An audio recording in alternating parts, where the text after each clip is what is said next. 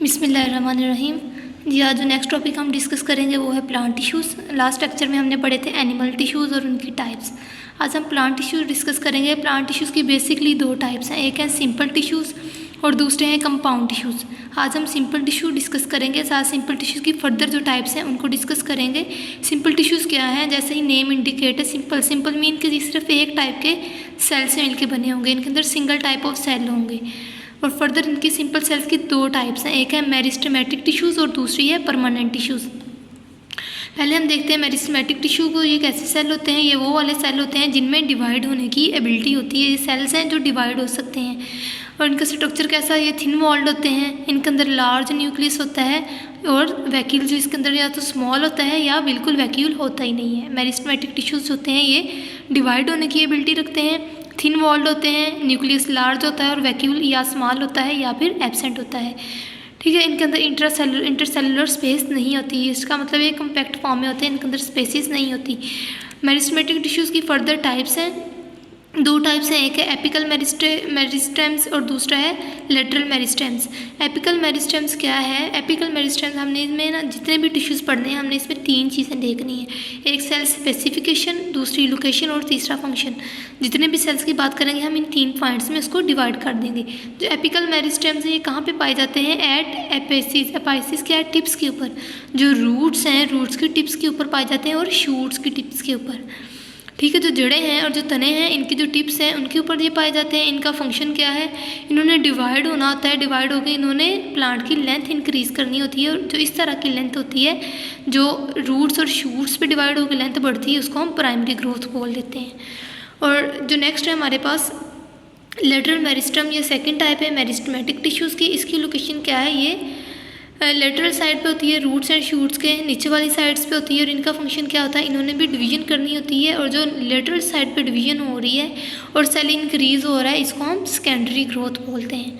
ठीक है, जो एपिकल मेरिस्टेम्स में टिप्स के ऊपर वाली साइड पे ग्रोथ हो रही है उसको प्राइमरी ग्रोथ बोलते हैं, लेकिन जो लेटरल साइड पे ग्रोथ हो रही है प्लांट की उसको हम सेकेंडरी ग्रोथ बोलते हैं। लेटरल जो मेरिस्टेम्स इसकी फर्दर दो टाइप्स हैं, वो कौन कौन सी हैं, एक वेस्कुलर कैम्बियम है और दूसरा कॉर्क कैम्बियम है। वेस्कुलर कैम्बियम किस में होता है, वेस्कुलर प्लांट्स में। वेस्कुलर प्लांट्स में क्या होता है, उसमें जाइलम और फ्लोएम होता है। और जो कॉर्क कैम्बियम है ये आउटर जो लेटरल साइड है प्लांट की वो है, जो बाहर वाली साइड है उसको हम कॉर्क कैम्बियम बोलते हैं। नेक्स्ट टाइप है हमारे पास second type permanent tissues. Permanent tissues होते हैं ये मेरिस्टेमेटिक टिश्यू से ओरिजिनेट होते हैं। सबसे पहले मेरिस्टेमेटिक टिश्यूज़ होते हैं, उसके बाद परमानेंट टिश्यू स्टार्ट हो जाते हैं। जब उनकी ग्रोथ हो जाती है सेकेंडरी ग्रोथ के बाद वो कन्वर्ट हो जाते हैं परमानेंट टिश्यूज़ में। जो परमानेंट टिश्यूज़ हैं ये ओरिजिनेट हैं मेरिस्टेमेटिक टिश्यूज़ है और इनके अंदर डिवाइड होने की एबिलिटी नहीं होती। डिवाइड होने की एबिलिटी जो सिर्फ है मेरिस्टेमेटिक टिश्यूज़ के अंदर होती है। इसकी फर्दर आगे से टाइप्स हैं, तीन टाइप्स हैं। सबसे फर्स्ट टाइप है हमारे पास epidermal tissues. Epi mean outer, dermal मतलब कुछ आउटर मोस्ट लेयर। ठीक है, बाहर वाली जो लेयर होती है, स्किन होती है, उसको हम एपिडर्मिस बोलते हैं। ये सिंगल लेयर से मिलके बने होते हैं और ये प्लांट बॉडी को कवर करते हैं। ये एपिडर्मल है, बाहर वाली स्किन है, लेयर है, तो इसलिए ये प्लांट की बॉडी को कवर करेंगे। और ये क्या काम करते हैं, इनका फंक्शन क्या है, ये बैरियर के तौर पे काम करते हैं एनवायरनमेंट के और इंटरनल प्लांट टिश्यूज़ के दौरान, कि बाहर वाला जो एनवायरनमेंट है वो इंटरनल साइड पे इफेक्ट ना करें। ठीक है, ये एज अ बैरियर काम करते हैं। अब देख लेते हैं कि रूट्स में कहाँ पाए जाते हैं और स्टेम और लीव्स में कहाँ पाए जाते हैं। रूट्स में इनका क्या काम है, एक तो इनका फंक्शन है इन्होंने बैरियर के तौर पे काम करना है। और रूट्स में इनका क्या काम है, इन्होंने वाटर को और मिनरल्स को एब्जॉर्व करना है रूट हेयर्स के थ्रू। और स्टेम्स और लीव में इनका क्या काम है, इन्होंने क्यूटन जो वैक्स सी होती है, गम्स, उनको रिलीज़ करवाते हैं। और क्या इसका फंक्शन काम फ़ायदा क्या होता है, जब वो वैक्सी सिक्रीशंस होती हैं वो एवेपोरेशन को रोक लेती हैं, पानी के लॉस से इसको महफूज रखती हैं। और वैक्सी कोटिंग उसको हम क्यूटिकल बोलते हैं। जो क्यूटन है, क्यूटन ही वैक्स है, गम्स होती हैं, वैक्सी कोटिंग जो होती है प्लांट्स बॉडी के बाहर, उसको हम क्यूटिकल बोल देते हैं। और इनका स्पेसिफिक फंक्शन होता है, कौन सा होता है, रूट हेयर्स जो है उन्होंने वाटर को अब्जॉर्व कर लेना था और लीव्स के अंदर जैसे स्टोमेटा बना लेते हैं, यानी वाटर की एवेपोरेशन को रोक सकते हैं या फिर उसको अलाउ करते हैं। सेकंड टाइप है हमारे पास परमानेंट टिश्यूज़ की ग्राउंड टिश्यूज़। ग्राउंड टिश्यूज़ क्या होते हैं, ये भी सिंपल टाइप टिश्यूज़ होते हैं और ये किस चीज़ से मिलकर बने होते हैं, ये पैरेन्काइमा सेल से मिलकर बने होते हैं।